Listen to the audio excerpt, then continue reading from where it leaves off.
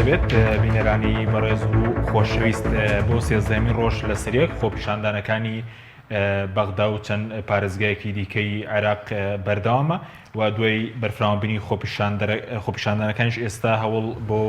هەمواری دەستور و گۆڕانکاری لە یاسای هەڵبژاردنەکان دەستی پێکردو. ئەم شەو بە میوانداری بەڕێز ڕێبوار حەمەد و تەبێژی کۆمەڵی ئیسلامی کوردستان باز لە هەڵوێستی کۆمەڵی ئیسلامی کوردستان لەبارەی خۆپیشاندانەکان و هەمواری دەستور و کورد چۆن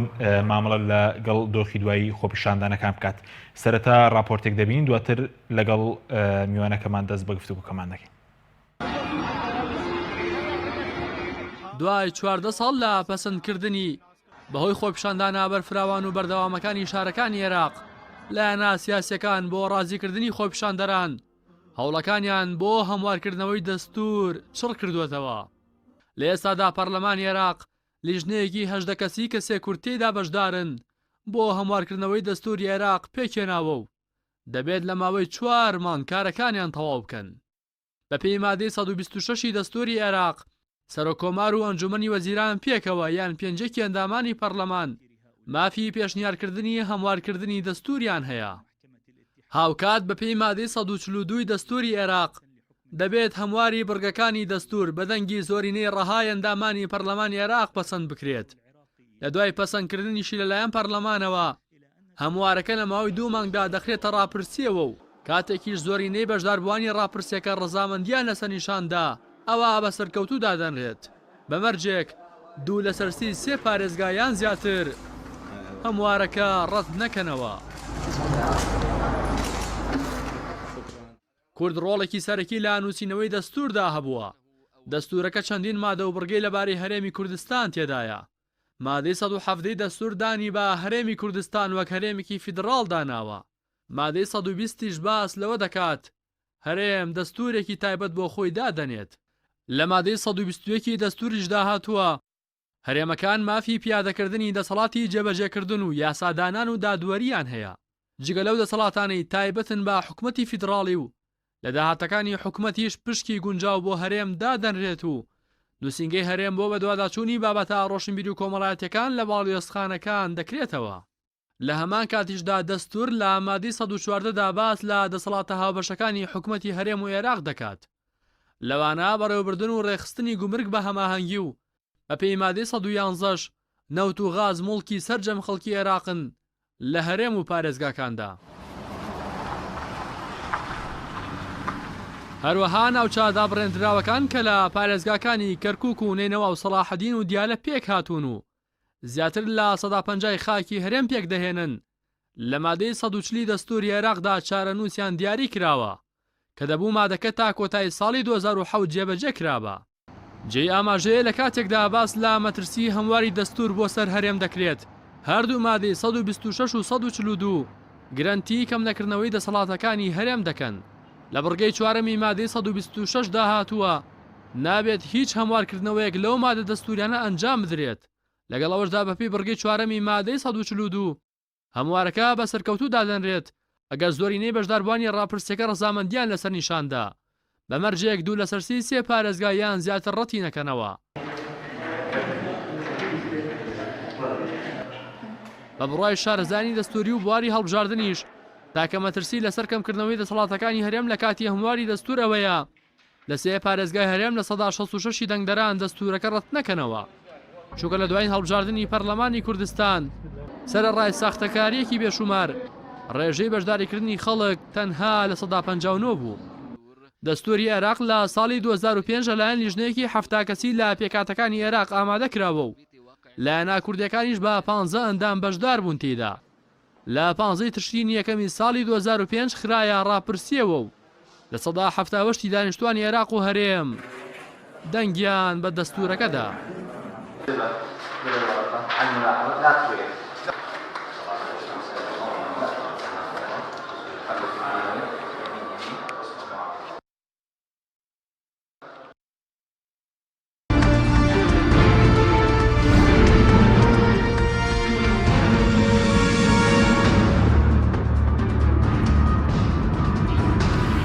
جارێکتر سڵاوتان لەبێت بینەرانی بەڕێز مامۆستا بەخێر بن. سوپاس ئەگەر سەرەتا لە خۆپیشاندانەکانەوە دەست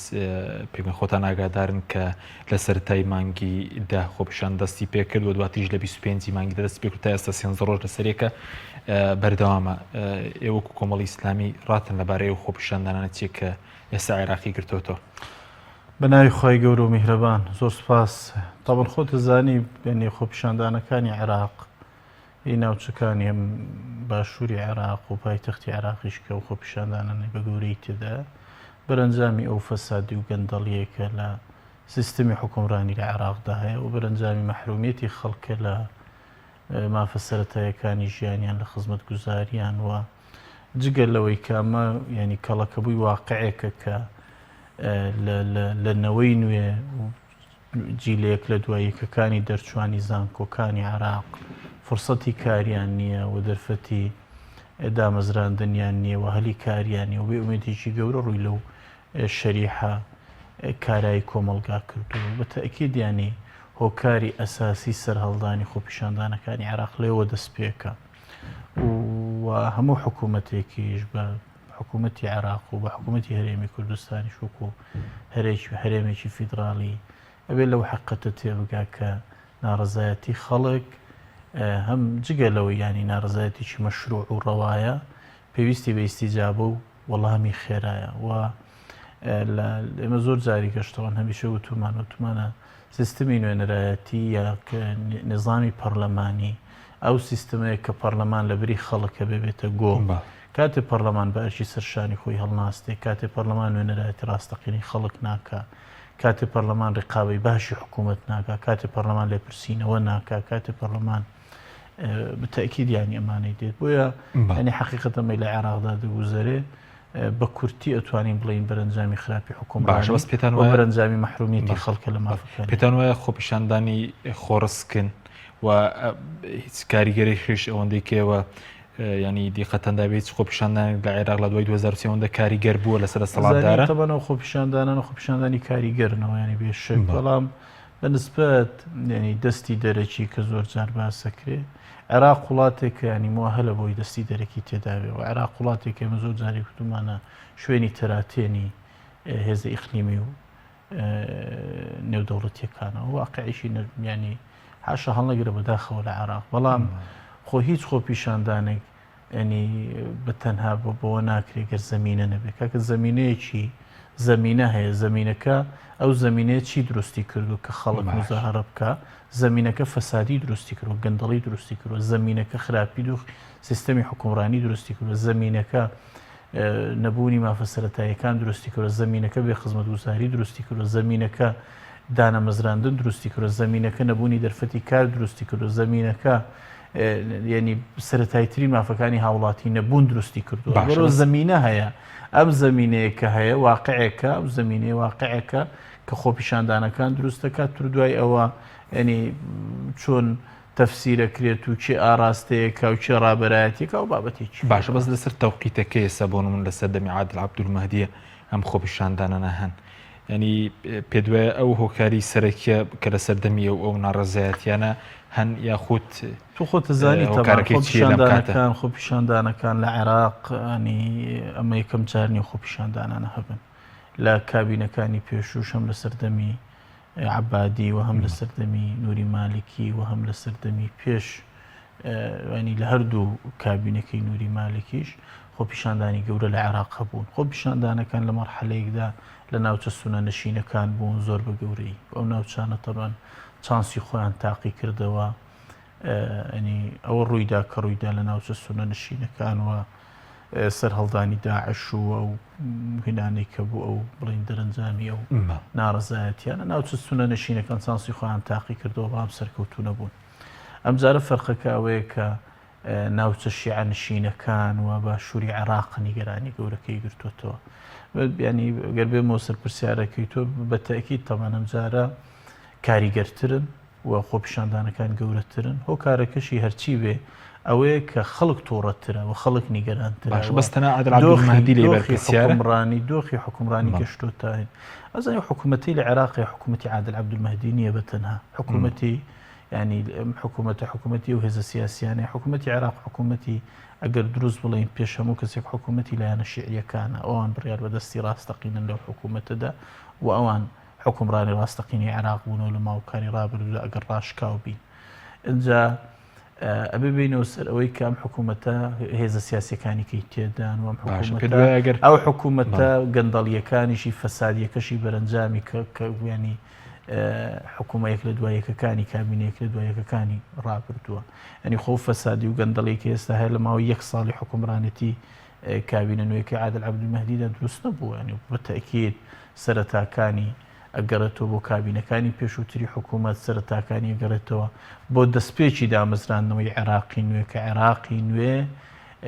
سەرکەوتوو نەبوو لە دروستکردنی سیستمێکی پەرلەمانی لە عێراقێکی فیدراڵدا کە خەڵک مافەکانی هاوڵاتی بوون و بوونی شەراکەتێکی ڕاستەقینە لە بینی پێکاتەکانی عێراق و ئەو شەراکەتەکە بەتەوەی سیستەمێکی حکومڕانی تەندروست بێنێتە کایەوەوە دامەزراوەکانی عێراق ببنە دامەزراوەی نیشتیمانی و ڕوبەڕووی گەندەڵی ببنەوە و فەسادی نەبێت لە عێراقدا سیستەمی حکومڕانی لە عێراقدا گیرۆدەیە بەدایان گرفتەوە کامە دەرەنجامەکەی نیگەرانیانەی ئەگەر گەندەڵێک کەبێ ئەو دوولایەنە کوردێشکانی بەشدار بوون لە عێراق بەشێکیشی بەراوان دەکەوێت لە عێراق ئەزانی ئێمە تەمان ینی گەربینە سەر هەرێمی کوردستان و قسە سەر هەرێمی بابەتێکیکەیە بەڵام لە عێراقدا کورد حکومڕان نەبووە لە عێراقدا کورد حکومڕان نەبووە لە عێراقدا کورد بەڵێ نوێنەرایەتیەکی هەبووە کورد بەڵێ سەرۆک کۆماری هەبووە بەڵام ینی حکوومەتی عێراقی ینی ئەتوانین بڵێم حکوومەتە بڕیار بە دەستی ڕاستەقینە لە حکوومەتە لایەنە شیعی کوردیشتیدا بەشدار بووە و سونەی عەرەبی شتیدا بەشدار بووە نیش ڕۆڵیان بووە بەرپرسی گەندەڵی کوردیش هەبووە لە بەغداد بەدڵنیاییەوە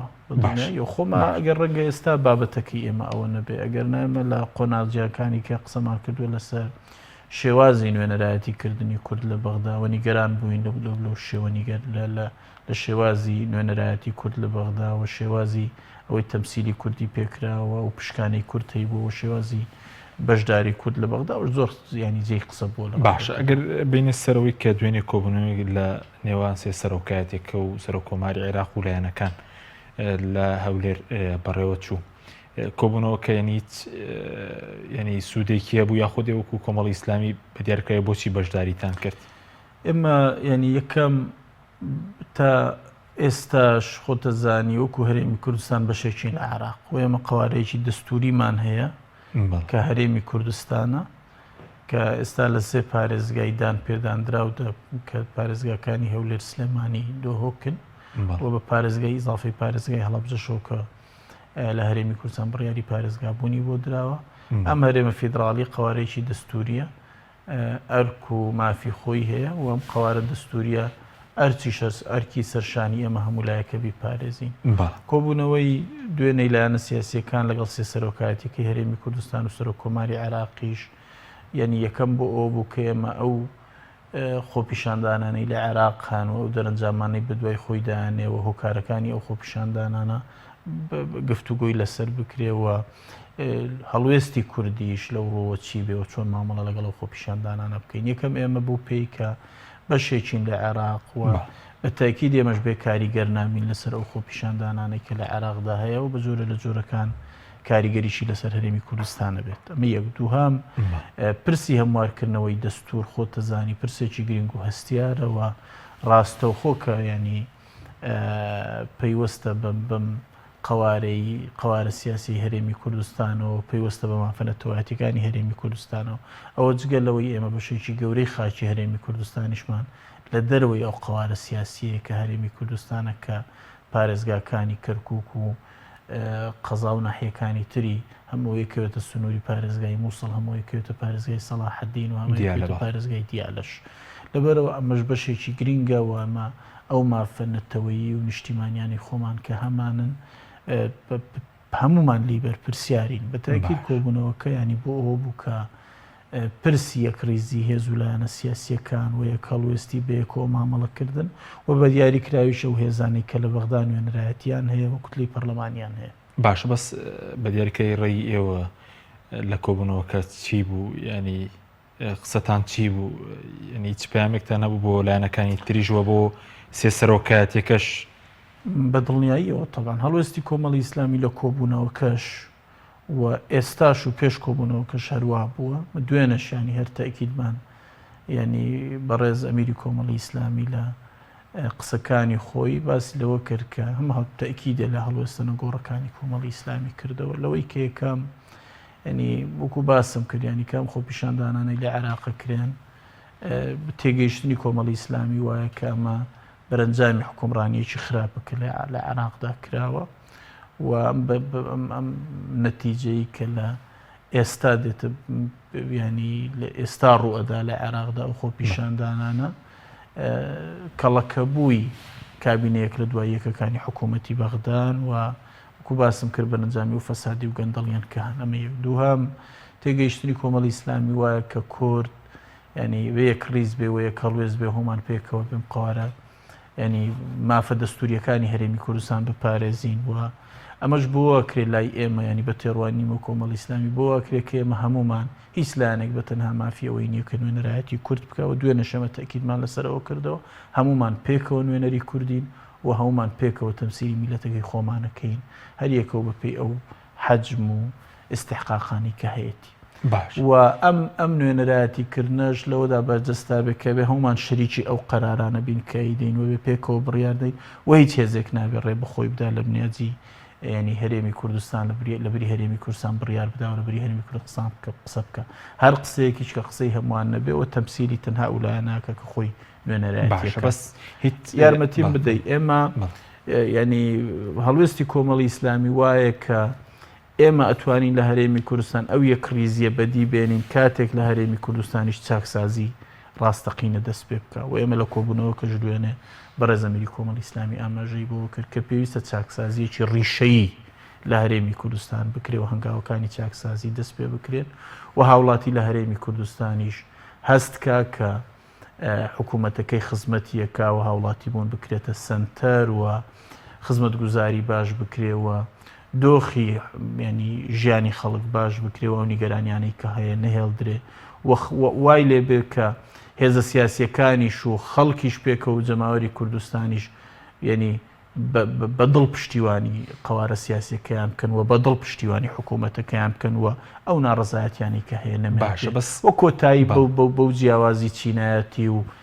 ئەوە بێکە هەیە لە هەرێمی کوردستان و بە ئیرادەیەکی جددیەوە ئەوەی کە ناویان ناوە پرۆژەی چاکسازی هەنگاوەکانی دەست پێ بکرێت باشە بەس ئێوە ئەمنێتە دەبینن مەسەلەن بۆ دروستکردنی یەک ڕێزی لەسەر ئاستی کوردستان کە هەنگاوی کردداری بۆ چاکسازی بنرێ مەسەلەن ئەم چینایەتیە و پشکێنە کەم بکرێتەوە ینی تاسەوەتان بینیوە کە یەک ڕێزێک لەسەر ئاستی کوردستان دروست بکرێت دوو بەشە لەسەر ئاستی ئەوەی کەم کۆبوونەوانە ئەکرێن هەنگاوی باشن بۆ دروستکردنی یەک ڕێزی لە هەرێمی کوردستان بەڵام نەتیجەی ئەوانە ماوەتەوە جارێ ئێمە جارێ بەشی خۆمان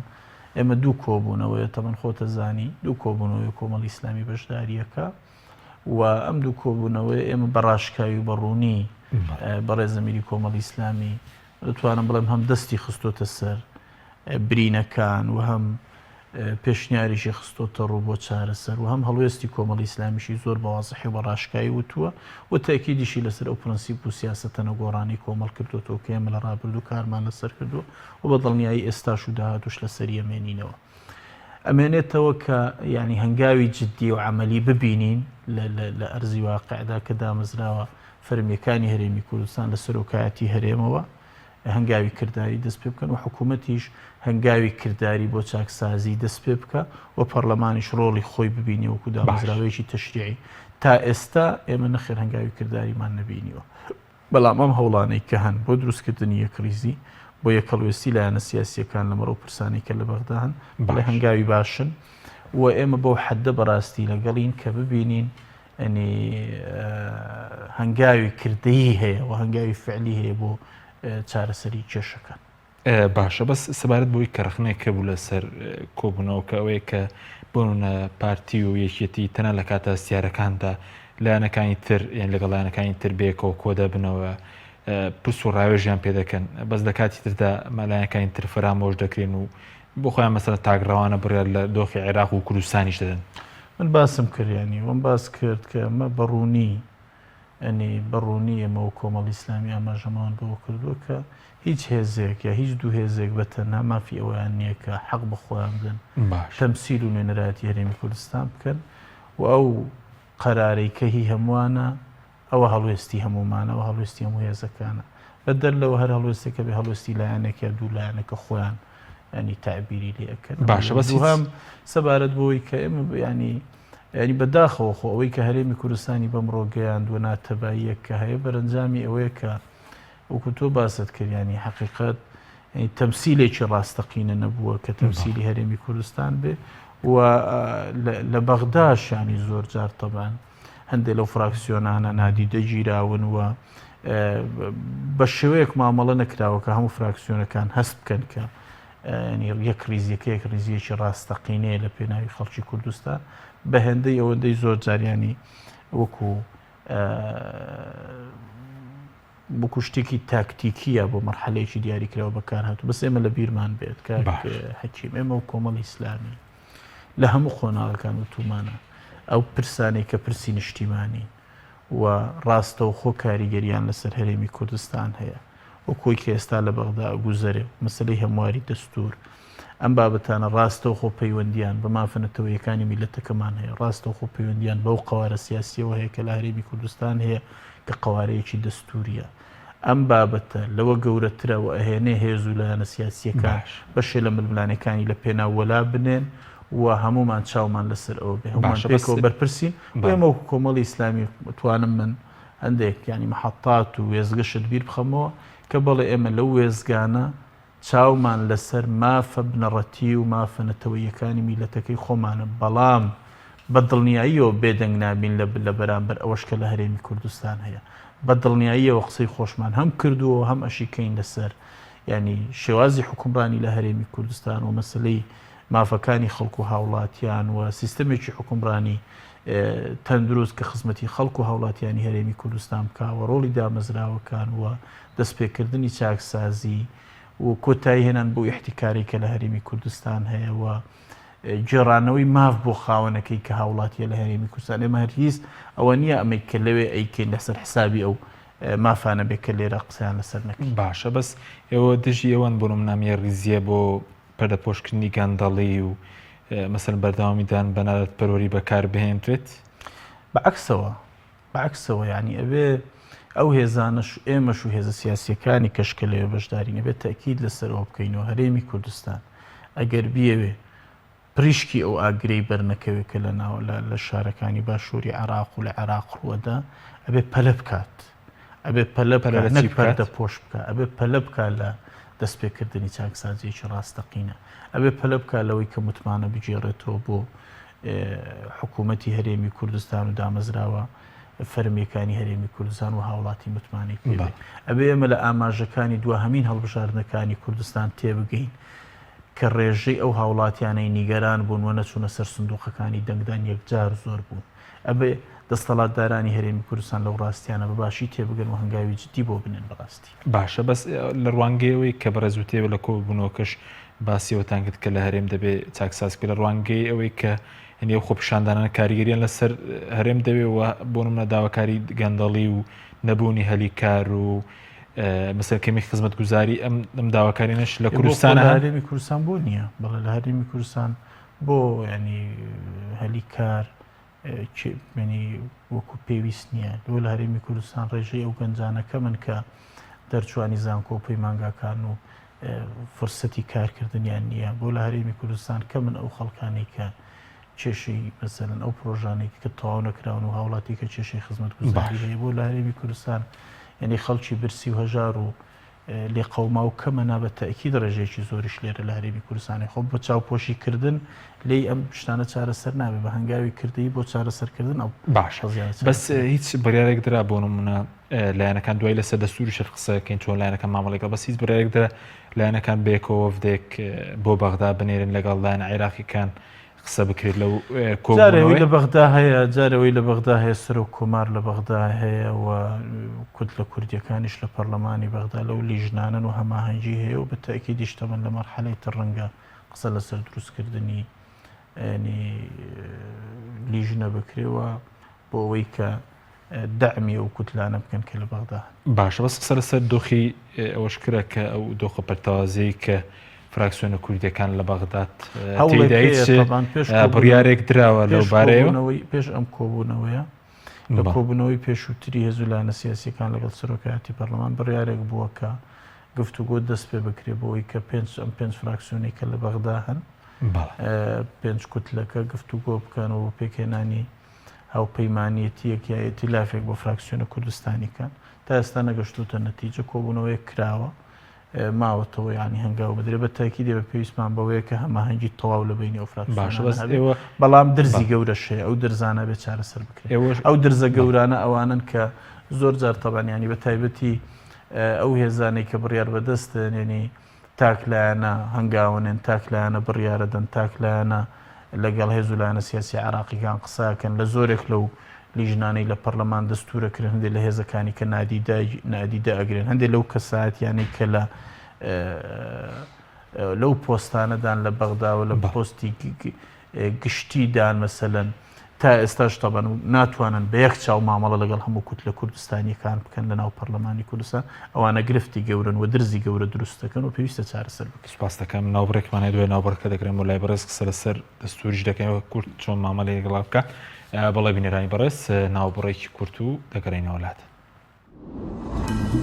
تۆپ ئارت تاکە بریکاری تۆڕی میدیایی کۆمەڵ بۆ دروستکردن و بڵاوکردنەوەی ڕیکلام. تۆپ ئارت. ئایا تا ئێستا بیرت لەوە کردوتەوە کە ئینتەرنێتێکی بێسنوور بەکاربێنی یان بیرت لەوە کردوتەوە کە بۆ هەفتەیەک یان 2 هەفتە ئینتەرنێتی بێسنوور بەکاربێنی سەرڕای هەموو ئەمانە تا ئێستا بیرت لەوە کردوتەوە کە بۆ یاری ئەلکترۆنیەکان ئینتەرنێتی بێسنوور بەکاربێنی؟ بێگومان نەخێر، فانسی نێت هەموو ئەم کێشانەت بۆ چارەسەر دەکات. تۆش دەتوانیت بۆ ماوەی هەفتەیەک یان 2 هەفتە یان مانگێک بەردەوام بێسنوور لەگەڵمان بیت. ئێستا خزمەتگوزاریەکانمان لەم شوێنانە بەردەستە: سلەیمانی، شارباژێر، شارە زوور، هەڵەبجە، سەی سادق، عربەت، پێنجوێن، بازیان، تاسڵوجە و زرگوێز.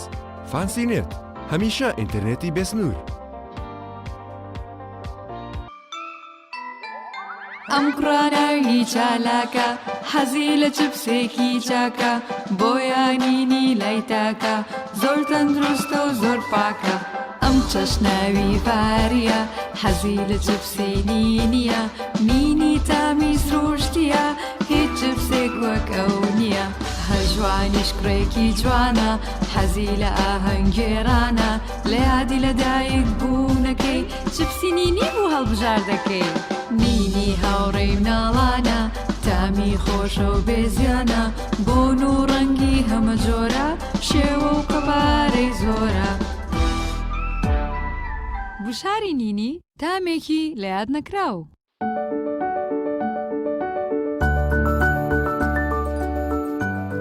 ڕاستە هەستی دایک بوون زۆر جیاواز و چێژبەخشە، بەڵام بەرپرسیارەتێکی قورسیشە. ئەرچی دایک پاراستنی تەندروستی و گەشەکردنی منداڵەکەیەتی. باشترین خۆراک بۆ منداڵەکەی شیری دایکە، بەڵام لەبەر هەر هۆکارێک دایک نەتوانێت لە شیری خۆی بە منداڵەکەی بدات، باشترین جێگرەوە کۆنفیلاکە.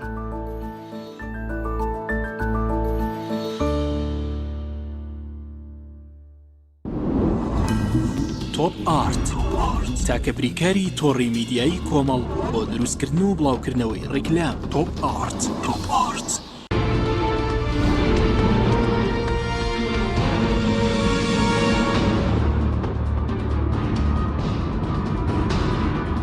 جارێکتر سڵاوتان لەوێت بینێرانی بەڕێز مامۆستابەر لەوەی کە بێنە سەر هەمواری دەستورەکە سەبارەت بەوەی کە بەڕێز وتت هەوڵەکەی بۆی فراکسیۆنە کوردیەکان لە بەغداد دروست بکرێ. بەس ئێوە خۆتان ئەگەر بەشدار بن ینی چۆن بەشدار دەبن یاخود دەبێت چی بکرێ ینی بۆ دروستکردنیەوە ئەو پەیمانێتی؟ یعنی پێمان وایە تەمان هەنگاوی سەرەتایی ئەوەیە کەم ئێتیلافە لە کاتێک دروست دەکرێت ئەبێ شەراکەتێکی ڕاست بە حەقیقی لە بینی کوت لە کوردستانیەکان هەبێ، ئەبێ بڕیار هاو بەش بێ و ئەبێ هەمویان پێکەوە بەشدار بن و ئەبێ ئەوەی کە ئەکرێ بە ڕاوێژی هەمووان بێ و بڕیاری هەمووان بێ و ئەبێ ئەم ئێتیلافە تەنها بۆ مەحەڵەیەکی دیاریکراو نەبێەوە بۆ تێپەڕاندنی ئەو قەیرانانە و تەنها بۆ دروستکردنی غتاءێک بێ یا پردەیەک بێ بەسەر ئەو مەشاکیلانێکی باش. نابێ ئیتیلافێکی حەقیقی بێ ئیتیلافە تەمسیلی هەموو هێزە کوردستانیەکانەکە و بێ ئەو تەمسیلەش بەڕاستی یعنی ئەو نوێنەرایەتیەک بێ کە چۆن نوێنەرایەتی هەمووانە ئاواش ڕنگدانەوەی بڕیاری هەمووانی بەسەرەوە بێ ئاواش هەڵوێستی هەمووانی تێدا بێ و هیچ هێزێک ڕێ بەخۆی نەدا لە جیاتی ئەوانی کە بڕیاردا و هیچ هێزێکیش تەهمیش نەکرێ و کەنارداش نەکرێ ئەمە بەڕاستی ئەسڵی ینی قەزیەکەیە و خۆش دەزانی کە حەکیمیانی ئیتیلافی فراکسیۆنە کوردستانیەکان یەکەم جار نییە قسە لەسەر دروستکردنی یەکرێ و جاری کەش دروستکراوە لە خولەکانی پێشوش دروستکراوە سەرکەوتوو نەبووە بۆ سەرکەوتوو نەبووە ینی هۆکارەکەی هەر ئەوەیە ینی بەرەنجامی ئەو جیاوازیانەیە کە لە بینی ئەو هێزانە هەیە بەڵام بە جۆرێ مامەڵە ناکرێت کە هەموو هێزەکان خۆیان ببینەوە بۆیە بە ناچاری بەشێ لەو هێزانەوە ئێمە بە تەکید وەکو کۆمەڵی ئیسلامی لە شتێکدا نابین کە بڕیاری ئێمەی تێدا نەبێ بۆ ئێمە لە پرۆسەی سیاسی هەم لە هەرێمی کوردستان و هەم لە عێراقیش خاوەنی بڕیاری خۆمانین خاوەنی ڕوئیای سیاسی خۆمانین و خاوەنی استحقاقاتی خۆمانین لە قەزەیەکدا بین کە بڕیاری ئێمەی تێدا بێ ڕێی ئێمەی تێدا بێ و خاوەن بڕیار بین لە قەزیەکە و بابەتەکەش لە پێناوی پرسە نیشتیمانی و نەتەوەیەکانی خەڵکی کوردستان بێ نەک لە پێناوی بەرژەوەندی سیاسی و حزبی هێز و لایەنێکی سیاسی ئەو شەڕەکەتە بۆ فراکسیۆنەکە ئەی بۆ مەسەلەن پشکیلایەنەکان و پۆستەکان کە دەبین مەسەلەن ئەم جارش لە بەغداد مەسەلەن لایەنەکانی دەرەوەی دەسەڵات بە ئێوەشەوە ینی بێبشکران ئەمجارە زۆر خراپتر بوو لە خولەکانی پێشوو ئەم خولە یەکێ لە خراپترین خولەکانی نوێنەرایەتی کورد بوو لە بەغدا ئەم خولە خۆ دەزانی لە هەڵبژاردننی سەرۆک کۆمارەوە تەبایی نەبوو لە بینی کوت لە کوردستانیەکان هەتا ئەگەیە دانانی وەزیرەکان و هەتا دانانی جێگیری سەرۆکی پەرلەمانیش لە بەشی کورد و تا ئێستاش تەبعاً جۆرێک لە هەوڵ هەیە ینی لە پشتی پەردەوە بۆ وەرگرتنی پشکی حزبی و بێ بەشکردنی لایەنەکانی کە و ئەو پشکانەی ئەم جارە کە وەرگیراون تەنها تەمسیلی حزبێک یا دوو حزبی سیاسیەکەن و هیچی لەو هێزە سیاسیانێکی تێدا نییە ینی بگرەوە یەکێک بۆ لەو خولانەی کە من پێم وایە یەکێک لە خراپترین خولەکانی پێشوەکانی تر ناتوانێت فشار دروستکردنەوەش مەسەلەن لایەنەکانی دەرەوەی 15 کورسی پەرلەمانیتان هەیە مەسەلەن لە بەغداد هیچ پۆستێک بە لایەنە نەدراوە حکوومەتە یەکێ لەو ئیشکالە گەورانەی ئێستاش ڕوبەڕوویە بێتەوە حکوومەتە خۆی بە ئیتیفاقیەکی سیاسی پشت پەردە پێکاتووە کە لە زۆری خەڵکی کوردستان و عێراقیش لی بێ ئاگابوون لە کاتی پێکێنانیدا و حکوومەتێک نەبووە کە هەموو هێزەکان تێیدا مشاریک بووبنوە پێکیان بڵێن هەموو هێز سیاسیەکانیش نوێنەرایەتیان هەبوو بێت باشە بەس لەسەر تەمسیلیان و بێنە باشە بەس لەسەر حکوومەتەکە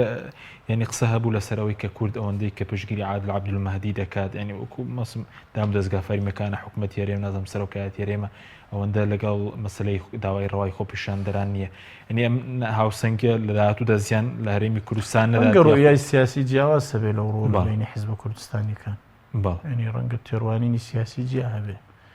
و ئێمە پێمان وایە و کۆمەڵی ئیسلامی ئەسڵ ئەوەیە ئێمە لەگەڵ خواستی خەڵک و جەماوەری کورد عێراق بین و لەگەڵ داوای ڕەوای خەڵک بین بەڵام لە پاڵ ئەوەشدا ئەمە لە هەرێمی کوردستانیش کاتی خۆی گوتومانە ئێمە لەگەڵ پاراستنی ممتلەکاتی دەوڵەتین لەگەڵ پاراستنی بارگای هێزە سیاسیەکانی لەگەڵ پاراستنی موسساتی دەوڵەتین و لەگەڵ ئەوە نین کە ینی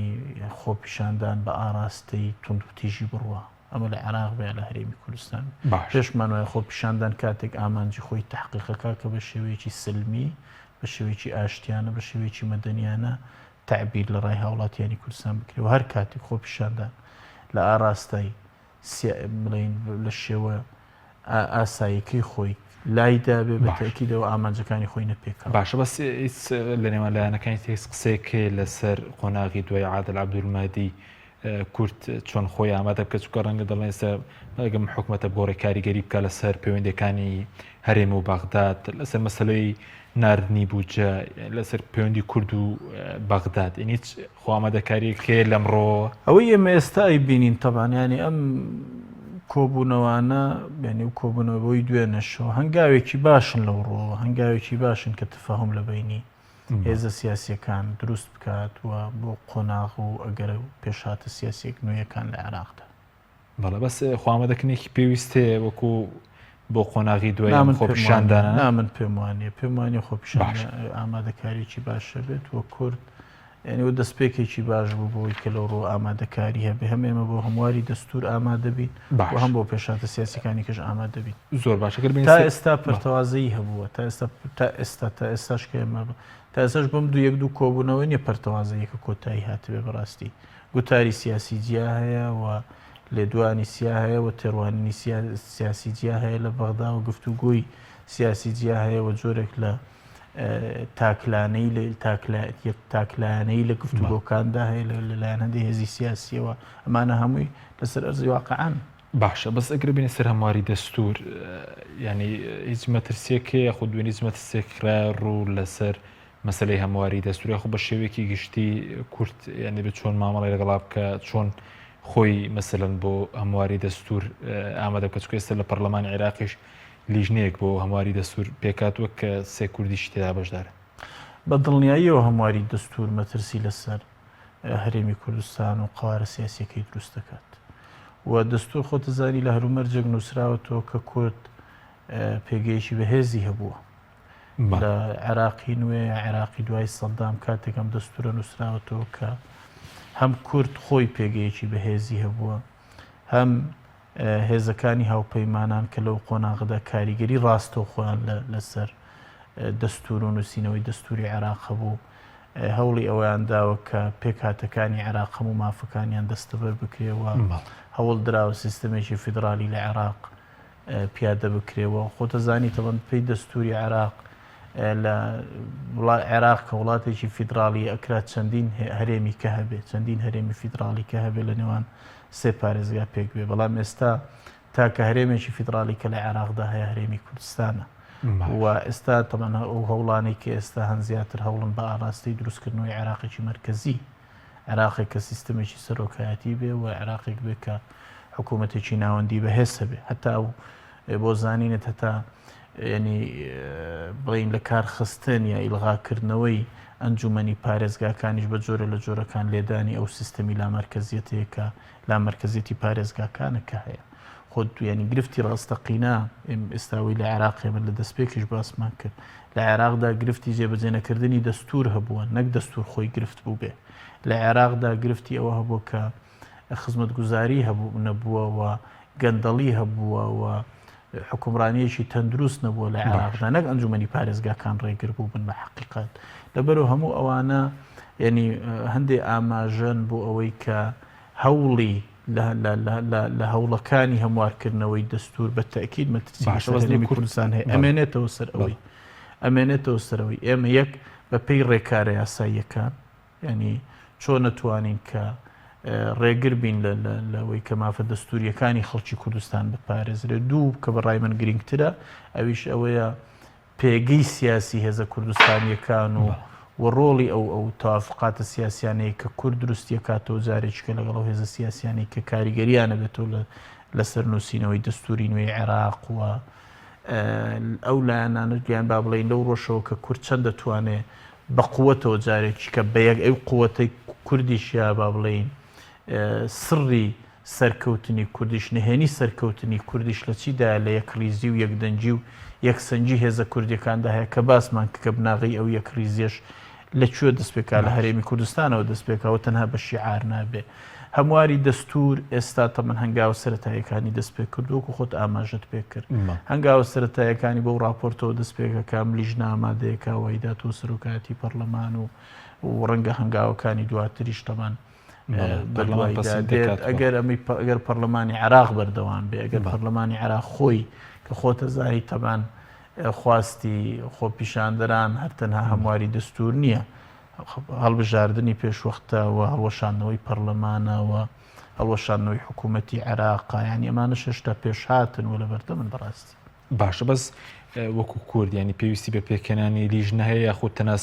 سێ کوردە کە مەسەن لە ژنەی نووسینەوەی دەستورن قسەکراوە گۆڕانی لەسەرەوەی کە لیژنەیەکی پسپۆر لە خەڵکی یاسایی و خەبیر لەو بوارە وەکو لیژنەیەکی پاڵپشتی بۆ ئەو لیژنە پەرلەمانە پێک بێ و من بەپێی زانیاریەکانی من لە پەرلەمانی عێراقیش لیژنەیەکی ئیسناد پێکاتەوە بۆ ئەو لیژنە دەستوری کە دروست بووە. باشە بەس سەبارەت بە ئەوەی کە بەشێک لە شارەزانی دەستوری مەترسیەکە لەسەر کوردستان ئەویشەوەی کە دڵی خەڵک لە دەسەڵات تووڕێ لە پرۆسی هەڵبژاردن تووڕێ چەندە لە ماوەیە مەسەرەن دەسەڵاتداران بە ئەنجامدانی گۆڕانکاری پێویستن باشکردنەوەی خەڵکی شێت چونکە باز لەوە دەکرێت کە سێ پارێزگا ڕەتی بکاتەوە دەبێت لە 166 ڕەتی بکەنەوە لە کاتێکە لە دوای هەڵبژاردننی پەرلەمانی کوردستان 159 بوو لەم ڕۆ پێویستی باشکردنەوەی خەڵکی شێ بۆ خۆمەدەکردن ئەگەر دەستورەکە بخرێتە ڕاپرسیەوە ئەم پێمە بەشێکی گەورەی بەرنامەکە لەگەڵ جەنابەت باسیەوەمان کرد ینی بە دڵنیاییەوە تەبەنیانی ئەمە ئەرکە هەرە هەستیار و گرنگەکەی حکوومەتی هەرێمی کوردستانە ئەو ئەرکەیە کە ئەبێ حکوومەتی هەرێمی کوردستان دوای نەخا و من بەڕاستی ینی پێم خۆشە لێرە بڵم کە دوێنێش زۆر بەڕاشکایی بەڕێز مامۆستا واپی لە کۆبوونەوە کە ئاماژەی بۆی کرد کە پێویستە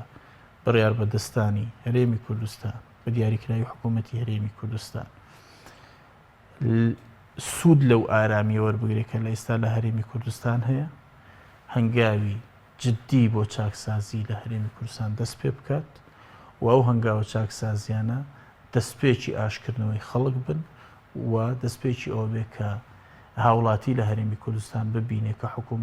حکوومەتێکە چاکسازی دەست پێ کرد باش و لەو ڕۆژەوە بەڕوونی مامۆستا ئاماژەی بۆ کرد لە کۆبوونەوە کە هەر کەسێک چی ئەکەوێتە سەر ئەوە بکە هەم سەرۆکایەتیەکان و هەم هێز و لایەنە سیاسیەکان باوەڕم وایانی ئەوە خاڵە هەرە جەوهەریەکەی باش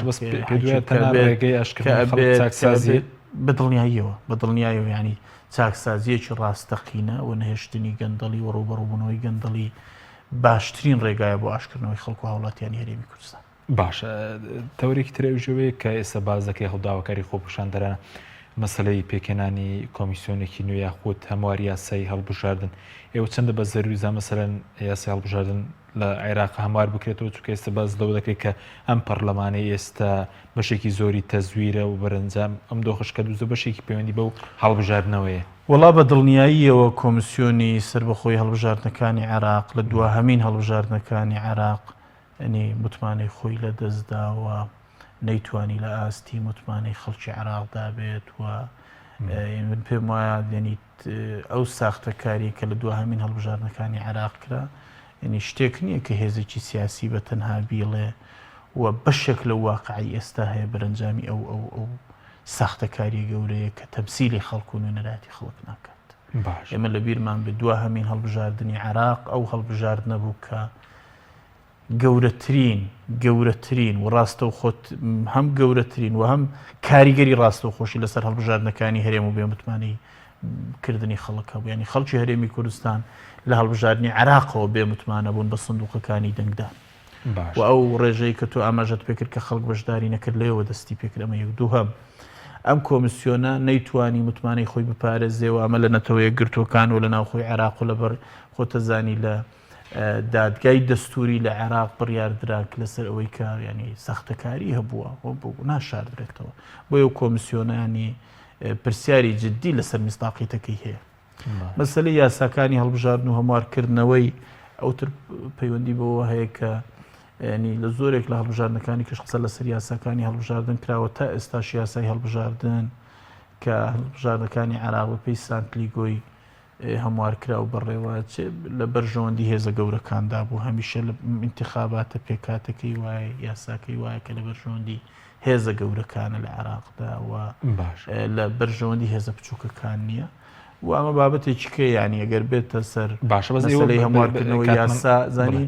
من ئەوە بڵێم بێتە سەر هەموارکردنەوەی یاسای هەڵبژاردن و گۆڕینی کۆمیسیۆن و ئەوانە بابەتی ینی هەم بابەتی گرنگن بەڵام من پێم وایە ینی ڕاستە و خۆ پەیوەندی بە خواستی هەڵبژاردن بە خواستی خۆپیشاندەرانەوە نییە کێشە قانونی هەڵبژاردن نەبووە کێشەی بنەڕەتی ساختەکاری بووە بەڵام بۆ کەم و کوریش نەبوو لە قانونەکە کەم و کوری هەبوو